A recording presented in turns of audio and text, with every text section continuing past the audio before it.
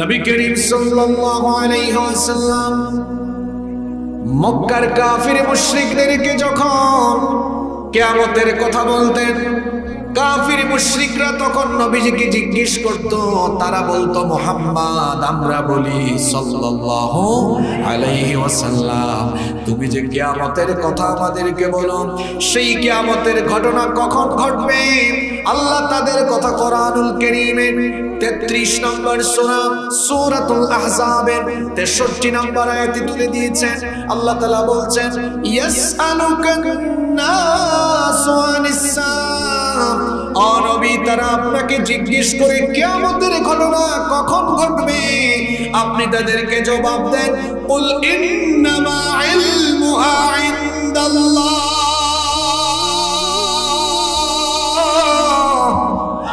আপনি তাদেরকে জবাব দেন কিয়ামতের সেই মহাপ্রলয়ঙ্কারী ঘটনা কখন ঘটবে সেটি কেবলমাত্র একজন জানেন। গলার আওয়াজ বড় করে সবাই বলেন, তিনি কে? কিয়ামতের ঘটনার উদ্বোধন করার জন্য আল্লাহ একজন বিশেষ ফেরেশতা বানিয়েছেন, যেই ফেরেশতার সিংহার ফুৎকারের মধ্য দিয়ে এই মহাবিশ্ব লণ্ডভণ্ড হয়ে যাবে। আর যে ফেরেশতাকে সিংহায় ফুৎকারের জন্য সৃষ্টি করা হয়েছে, দায়িত্ব দেওয়া হয়েছে, আমরা অনেকেই তার নাম জানি, তার নাম হলো ইসরাফিল। সেই ফেরেশতাকে সৃষ্টির পর থেকে সেই ফেরেশতা তার মুখের সামনে সিংহা নিয়ে বসে আছেন, তিনি কান পেতে আছেন কখন আরশে আজিমের অধিপতি মহান রব তাকে হুকুম করেন। মহান রব যখনই তাকে হুকুম করবেন, সঙ্গে সঙ্গে সে সিংহায় ফুৎকার দিবে। আর কিয়ামতের ঘটনা ঘটাবার জন্য আল্লাহর আদেশে সাইয়েদনা ইসরাফিল আলাইহিস সালাম সিংহায় মোট ফুৎকার দিবেন 2 বার। জোরে বলেন, কয়বার? প্রথমবার তিনি যখন সিংহায় ফুৎকার দিবেন, নভমণ্ডল ভূমণ্ডলে যা আছে সবাই বেহুশ হয়ে গিয়ে মারা যাবে। এজন্য রব্বুল আলামিন কোরআনুল কারীমের 39 নম্বর সূরা সূরাতুজ জুমারের 68 নম্বর আয়াতে বললেন, ওয়া নুফিখা ফিস সূরি ফাসাইকা মান ফিস সামাওয়াতি ওয়া মান ফিল আরদি ইল্লা মান শাআ আল্লাহ তাআলা বলছেন, যখন প্রথমবার সিংহায় ফুৎকার দেওয়া হবে, আসমান সমূহ আর জমিন অর্থাৎ নভমণ্ডল আর ভূমণ্ডলে যা আছে আল্লাহর ইচ্ছা ছাড়া আল্লাহ যাদেরকে চান তারা ব্যতীত সবাই বেহুশ হয়ে যাবে। ইসরাফিলের সিংহার ফুৎকারের পরে এই বিকট ধ্বনি যাদের কানে যাবে, সঙ্গে সঙ্গে কানের পর্দা ফেটে গিয়ে সবাই বেহুশ হয়ে মারা যাবে। আল্লাহু আকবার! সকল মানুষ মারা যাবে। এরপরে গোটা দুনিয়ায় একটা ভয়াবহ ভূমিকম্প হবে। এখন তো বাংলাদেশে ভূমিকম্প হলে অন্য দেশে হয় না, মাঝে মাঝে নরসিংদীতে হলে ঢাকায় হয় না, সিলেটে হলে রাজশাহীতে হয় না, কিন্তু ইসরাফিল আলাইহিস সালামের সিংহার ফুৎকারের পরে গোটা দুনিয়ায় একসাথে এক মহাপ্রলয়ঙ্কারী ভূমিকম্প হবে। এমন ভূমিকম্প হবে যেরকম এমন ভূমিকম্প দুনিয়ার মানুষ আর আগে কখনো প্রত্যক্ষ করে নাই। ভূমিকম্পের মাত্রা কেমন হবে দুনিয়ার কোন রিক্টার স্কেল দিয়ে সেই মাত্রাকেও নির্ধারণ করা যাবে না।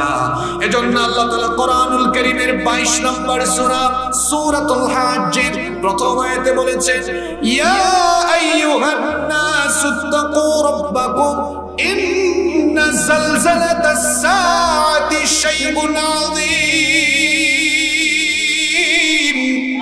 আল্লাহ তাআলা বলেছেন, হে মানব জাতি, তোমরা তোমাদের রবকে ভয় করো। ইন্না যালজালাতাস সাআতি শাইউন আযীম, নিশ্চয়ই কিয়ামতের সেই ভূকম্পন, কিয়ামতের সেই ভূমিকম্পটা অত্যন্ত মারাত্মক ভূমিকম্প। ভূমিকম্পের নামে কোরআনে কারিমে একটা সূরাও আছে, সূরার নাম হলো সূরা জিলজাল। সেই সূরার প্রথম আয়াতে আল্লাহ বলেছেন, ইদা যুলজিলাতিল আরদু জিলজালাহা, যখন প্রবল ভাবে গোটা দুনিয়াকে জমিনকে ঝাঁকুনি দেওয়া হবে। ইসরাফিল আলাইহিস সালামের সিংহার ফুৎকারের পরে গোটা দুনিয়া কেঁপে উঠবে, এমন একটা ভূমিকম্প হবে।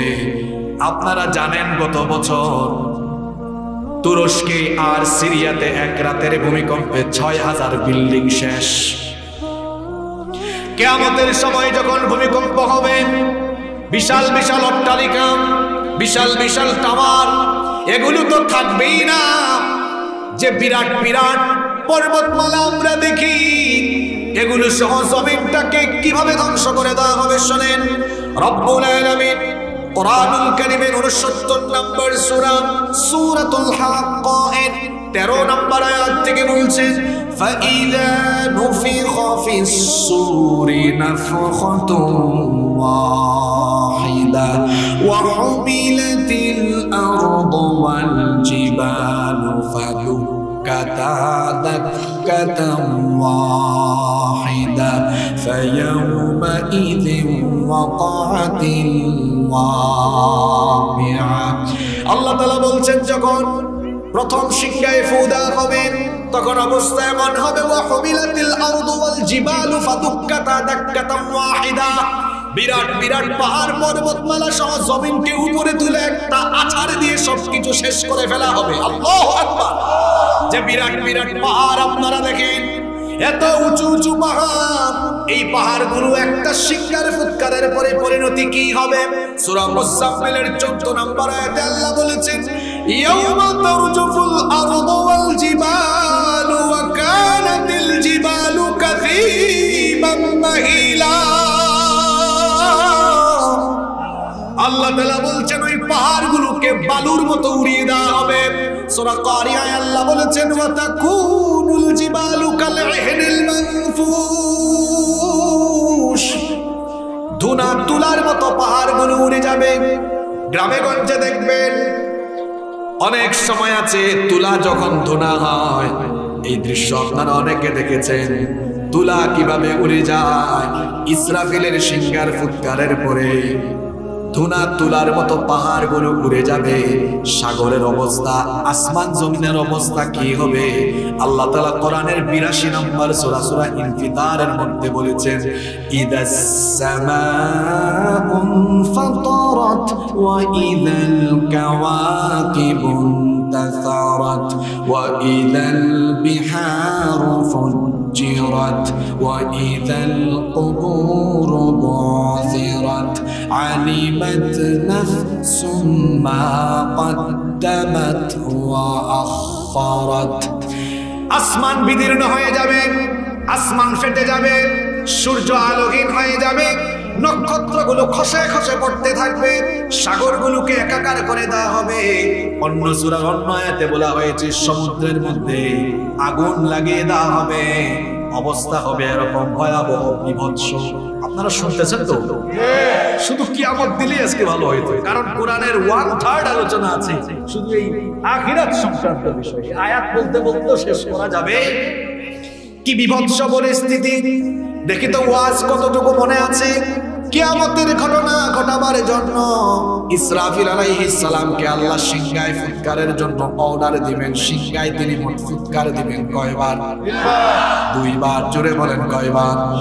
প্রথম সিংহার ফুৎকারে আসমান জমিন, গোটা বিশ্ব জগৎ লন্ডভন্ড, চূর্ণ বিচূর্ণ সাকার হয়ে যাবে। এরপরে আল্লাহ অর্ডার দিবেন, ইসরাফিল তুমি তোমার দায়িত্ব কমপ্লিট করো। দ্বিতীয়বার তুমি আবার সিংহায় ফু দাও। তিনি যখন দ্বিতীয়বার সিংহায় ফুৎকার দিবেন, দ্বিতীয়বার সিংহায় ফুৎকার দেওয়ার পরে পরিস্থিতি কি হবে? আল্লাহ তাআলা বলছেন, সুম্মা নুফিখা ফীহি উখরা ফাইদা হুম কিয়ামুন ইয়ানতুরুন। অতঃপর দ্বিতীয়বার যখন সিংহায় ফুৎকার দেওয়া হবে,